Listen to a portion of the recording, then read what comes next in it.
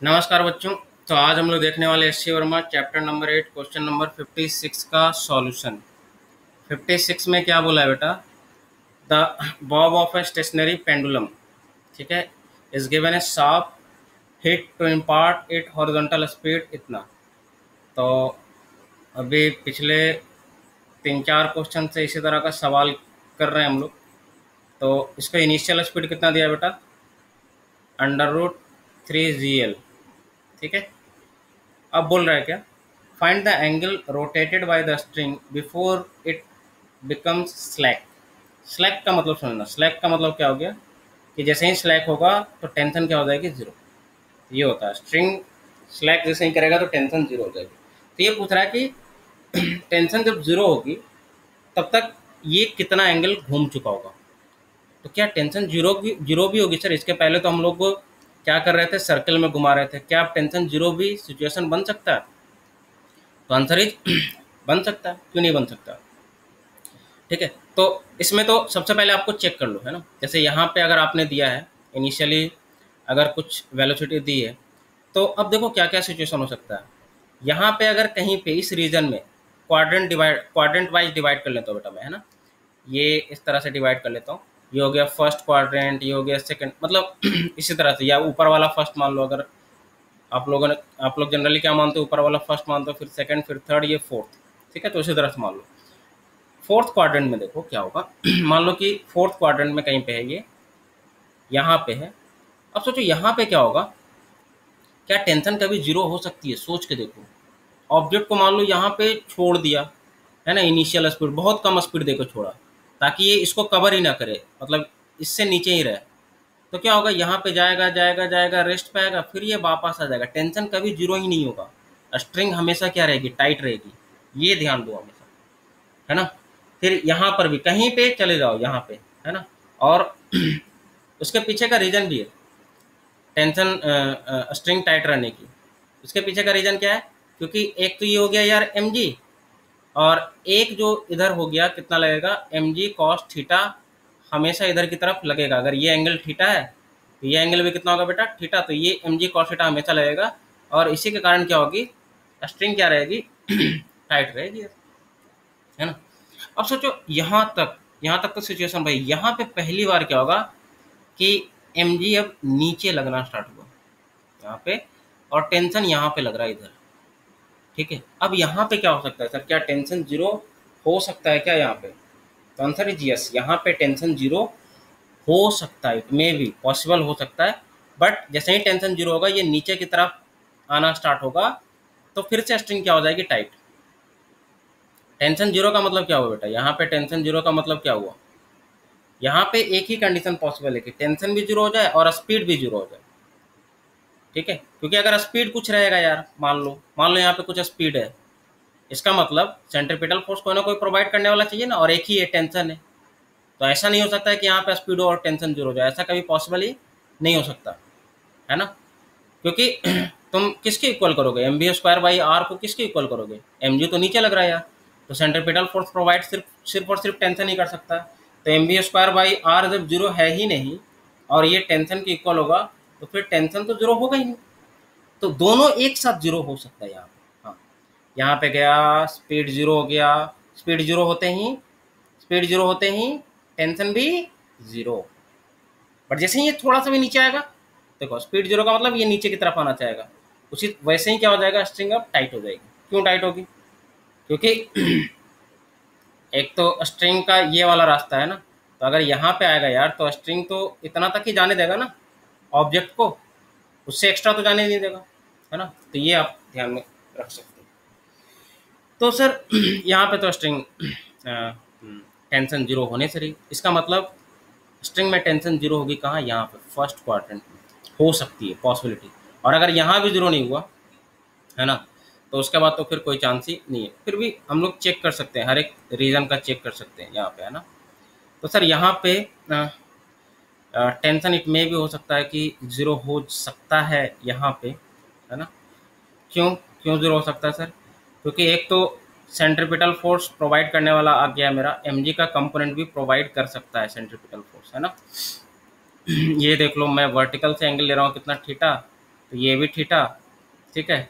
तो M G का component provide कर सकता है कितना, एम जी कॉस थीटा, और ये मान लेते हैं इसका कुछ स्पीड है। इट में भी हो सकता है कि इसके पास स्पीड हो बट टेंशन जीरो हो जाए। क्यों? क्योंकि उस इंस्टेंट पे जब टेंशन जीरो होने वाला होगा, मान लो सर्कल में घूम रहा है घूम रहा है घूम रहा है घूम रहा है, अब जैसे ही टेंशन जीरो होगा बेटा, तो सोचो ये स्ट्रिंग स्लाइड कर जाएगी, स्लाइड कर जाएगी, तो इस पर सिर्फ और सिर्फ कौन सा फोर्स लगेगा, ग्रेविटी का फोर्स। अब तुम जानते हो कि अगर कोई ऑब्जेक्ट है इस पर सिर्फ ग्रेविटी का फोर्स लग रहा है यार, है ना, और कुछ स्पीड दिया हुआ है और स्ट्रिंग स्लैग कर गई, तो फिर ये कौन सा पाथ फॉलो करने लगेगा, प्रोजेक्टाइल वाला केस, पैराबोलिक पाथ फॉलो करने लगेगा, फिर सर्कुलर पाथ ये फॉलो नहीं करेगा। तो यहाँ पे हो सकता है सिचुएशन, कंडीशन बन सकती है यहाँ पे। तो चलिए यहाँ पे अब हम लोग निकालते हैं कि क्या क्या सिचुएशन हो सकता है, तो देखते हैं। तो एक तो हम लोग क्या लिख सकते हैं सर कि एम जी कॉस थीटा जो होगा वो सेंट्रीपिटल फोर्स प्रोवाइड करेगा, दैट इज इक्वल टू क्या हो जाएगा बेटा, M B square by R. R की जगह पे कितना है यार, एल है ना, आर की जगह पे कितना है, लेंथ एल है, M B square by L, M से एम गया यार, तो वी स्क्वायर कितना आ गया बेटा, एल जी कॉस थीटा, ठीक है, एल जी कॉस थीटा, ठीक है। मतलब जस्ट ये सर्कल में ही घूम रहा होगा, टेंशन जैसे ही जीरो हुआ है, इसलिए मैं सर्कुलर का कंसेप्ट लगा रहा हूँ। जस्ट पहले की बात कर रहा हूँ मैं, है ना, टेंशन जीरो होने के जस्ट पहले, मतलब टेंशन लगभग जीरो हो गया उसके उस समय की बात कर रहा हूँ। अब एक क्या करोगे आप, एनर्जी कंजर्वेशन, सिंपल सा, है ना, यही दो चीज़ें तो करते आ रहे हैं हम लोग। तो यहाँ का स्पीड कितना है बेटा, under root 3 GL initial speed, यहाँ का एनर्जी लिख लो, रेफरेंस भी इसी को ले लो पोटेंशियल एनर्जी के लिए, तो पोटेंशियल एनर्जी यहीं पे ले लेता हूँ जीरो। अब यहाँ का एनर्जी लिखो initially, potential energy zero, kinetic energy कितना हो गया यार, half M V square, V की जगह पे कितना आ गया यार, 3 GL वी स्क्वायर की जगह पे, और तो कुछ है नहीं इनिशियली। फाइनल, फाइनल बेटा इस लेवल पे आपको बताना है, इस लेवल पे आपको बताना है, ये हाइट निकालना है। तो इसके पहले वाले सवाल में हम लोग निकाल चुके ऑलरेडी, ये एल होगा बेटा, ये भी पूरा कितना है एल, ये पूरा लेंथ है ना, तो थीटा के सामने ये एल साइन थीटा, और ये वाला कितना एल कॉस थीटा, ठीक है।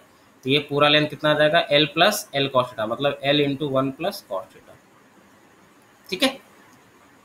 तो ये तो आ गया सर।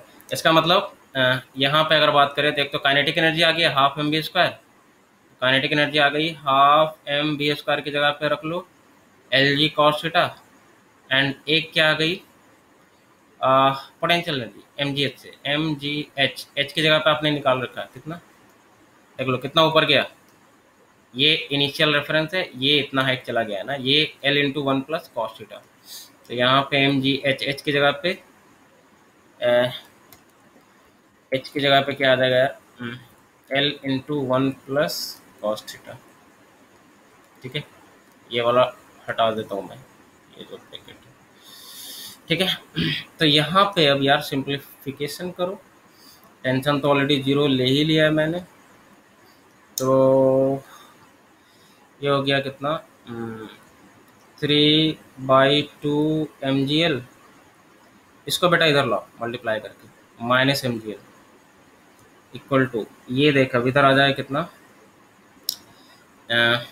कॉस वाला टर्म आ जाएगा, तो ये आ जाएगा M G L cos theta by 2, और ये M G L cos theta, तो दोनों को ऐड कर दो यार, तो ये आ जाएगा 3/2 mg कॉस थीटा, हो गया। और ये वाला तो पहले ही लिया है माइनस करके, ये माइनस करोगे तो ये एम जी एल बाई 2 आ जाएगा, एम जी एल बाई 2 आ जाएगा, इक्वल टू क्या आ जाएगा यार, 3/2 mlg cos theta, M L से एम एल गया यार, ठीक है, 2 से 2 गया, जी से जी गया, तो कॉस थीटा कितना बचा यार, 1/3, कॉस थीटा इज व्हाट 1/3, तो थीटा इज कितना आ जाएगा बेटा, कॉस इनवर्स 1/3, तो ये आ जाएगा एंगल। ये मैंने कहाँ से निकाला, वर्टिकल से निकाला है, वर्टिकल से ये इधर, ठीक है।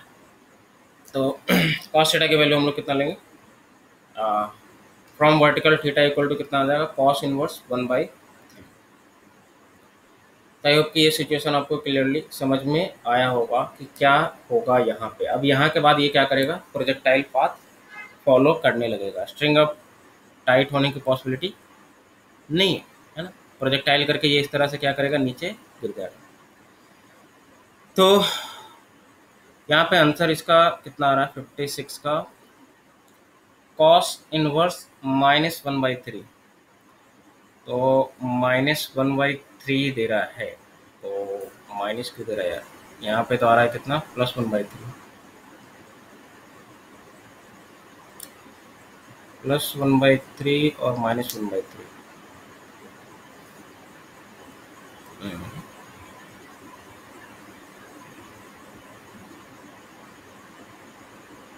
तो यहाँ पे आप कैलकुलेशन भी एक चेक कर सकते हो, अदरवाइज ऑब्वियसली अगर इसको थीटा लिया हूँ तो ये पॉजिटिव ही आएगा, है ना।